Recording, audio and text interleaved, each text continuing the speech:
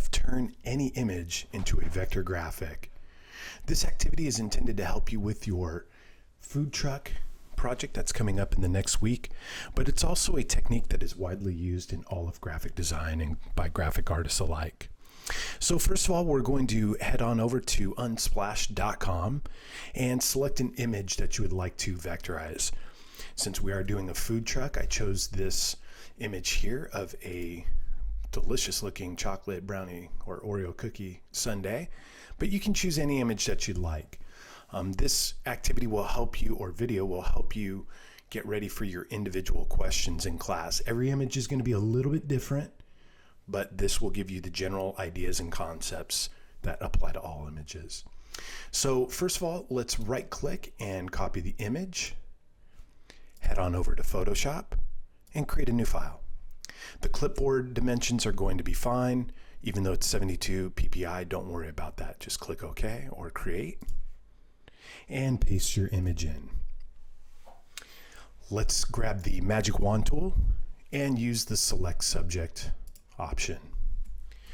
Does a pretty nice job of grabbing most of the glass, but I want to go ahead and get the stem and the base as well. So grab the lasso tool, hold shift to add. You'll see the little plus sign next to the wand, or the the lasso.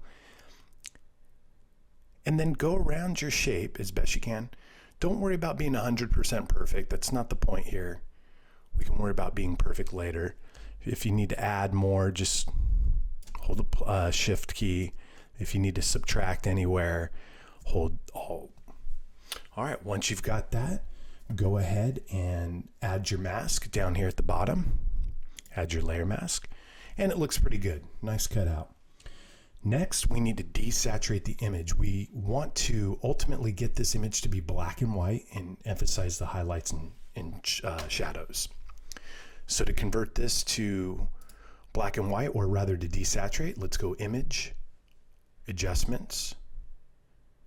Oops, first of all, let's make sure we're on the actual image and not your mask. See, even I still make that mistake all these years later. There's our desaturated image.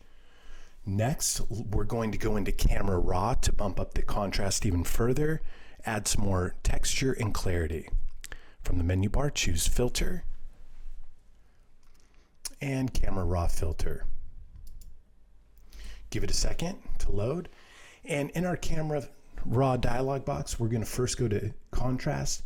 And ultimately what you're looking to do here is just bump up the contrast between the highlights and shadows as best you can. So I like this amount. This looks fine. So comparing, contrasting.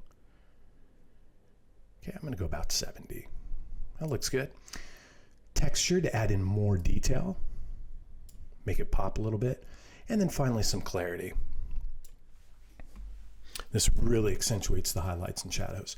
This is a cool HDR looking effect, even if we weren't going to vectorize.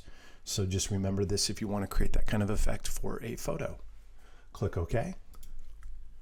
The numbers don't really matter. Again, it's going to be different for every image. So just play with the sliders until you get good contrast between the lights and the darks, the highlights and shadows.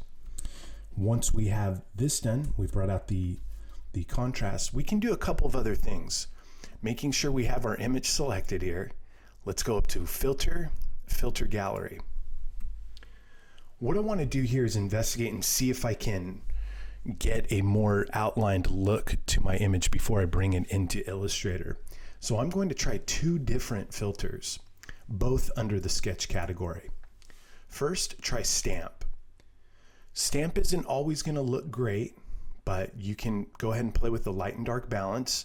Moving the slider to the left will make things more light, or rather increase the light areas.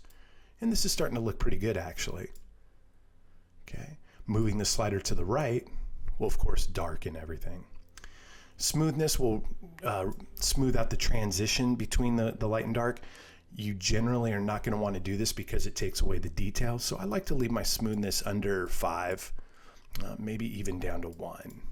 Okay. I'm going to go ahead and bring my light slider back all the way down. I think that looks pretty good. The other filter you can try out is photocopy. I'm going to jump to that real quick just so you can see it. And here it's a little blotchy, but again, we can take down the darkness slider and maybe see if the image gets a little too lost with this filter.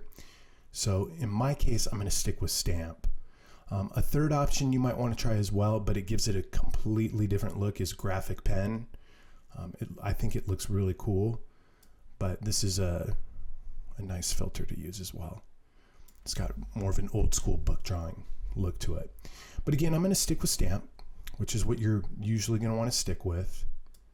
Take down the balance a little. I'm just going to keep it 3 to 1. Go ahead and click OK. And there you have it. Our image is now ready for part 2, which is to bring the image into Illustrator and to trace it and vectorize it. Thank you. Be ready for questions about the different filters, and have a great day.